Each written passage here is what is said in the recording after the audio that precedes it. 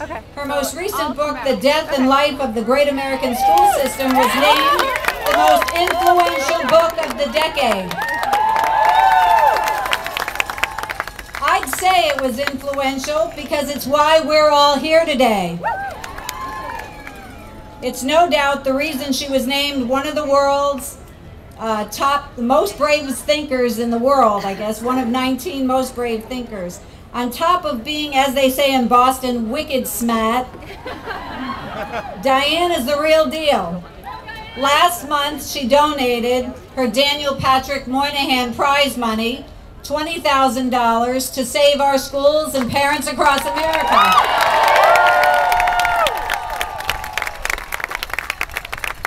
Diane fearlessly gives voice to the voiceless in public education. She never stops. She cannot be tamed. She cannot be contained. I believe this is her destiny. Every book she's ever written, every position she's held, every interview, article, blog, tweet, every appearance on The Daily Show, even every car she ever raced, all led her to this destiny. She's the torchbearer, the champion for children, the guardian of public education. She's our North Star. And just like Britney and Cher and Gaga in the education world, all you need to say is Diane.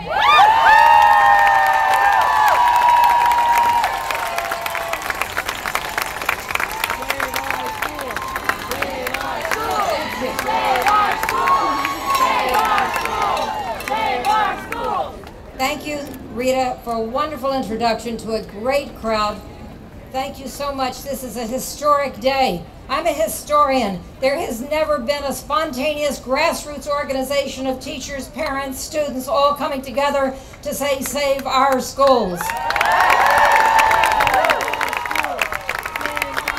Today we're together, all of us, parents, students, school leaders. Promise yourself you will never forget this day. Today we join to protest the status quo. The status quo of high-stakes testing. The status quo of attacks on the teaching profession. The status quo of privatization. The status quo is wrong. Don't let them say you're defending the status quo. The status quo stinks. We're here today to protest No Child Left Behind and the Race to the Top, which are the same thing. Today we protest the mindless closing of public schools, their community's treasure. We protest punishing schools simply because they enroll large numbers of high-needs children. We protest the wholesale firing of principals and teachers under the euphemism of turning them around in transformation. We're here to insist the public schools are a public trust. They're not shoe stores. We insist when children have low test scores, they need help. They need attention. They don't need to have their school closed. We protest the billions and billions spent on tests, the billions spent on test prep, the billions spent on test security, and that's not enough. More billions for test security. We protest the imposition of business values in education. We protest the idea that principals and teachers will work harder if they're offered bonuses and if they live in fear of being fired. Carrots and sticks are for donkeys, not professionals.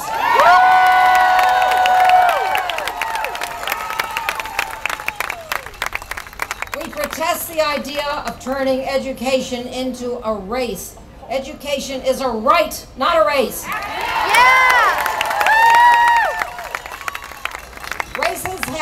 Races have one or two winners and everyone else loses. Our goal is to prepare all children to be winners in their own lives. No losers.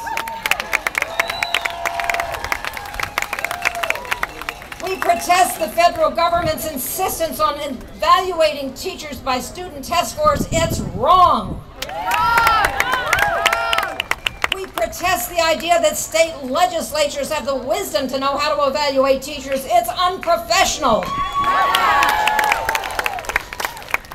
We are here to stand up for basic American values. We speak for millions of parents, teachers, children, school leaders. We speak for the towns and the cities and the villages and the communities of America, which depend on their local public schools.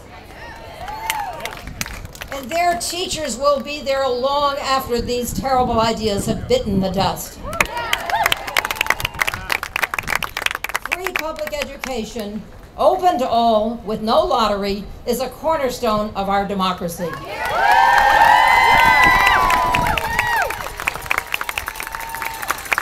The shame of our nation is that we lead the developed world in child poverty.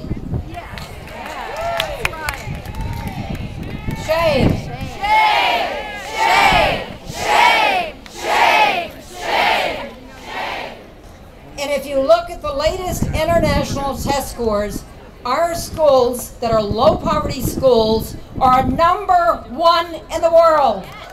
They're ahead of Finland. They're ahead of Korea. #1. The schools that are less than 10% poor and the schools that are 25% poverty are equal to the schools of Finland and Korea, the world leaders. Our problem is poverty, not our schools.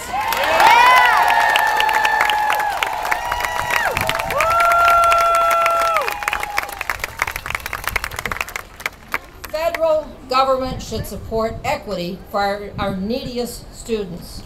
All students, regardless of their origin, their neighborhood, whoever they are, should receive a great education. The same kind of education that children get at Sidwell Friends just a few miles from here. An education that includes the arts and history and geography and civics and foreign languages and physical education and health and literature and languages. That's what we want for all of our children. Education policy should be designed by educators, not by politicians.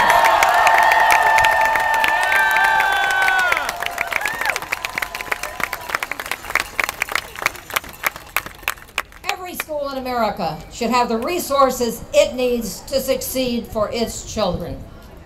We call on Congress to support programs that help children arrive in school ready to learn. Prenatal care for poor pregnant women. That alone would reduce the learning disabilities by 1/3, at least. High quality early childhood education. Secretary Duncan, the achievement gap begins before children arrive in school for the first day.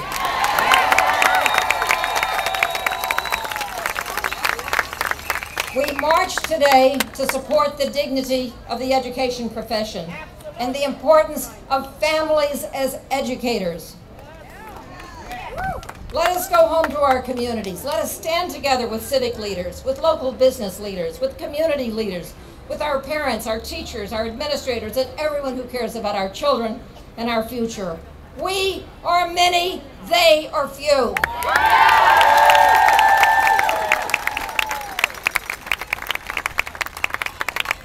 Great schools can never be built on a foundation of fear, punishment, and threats.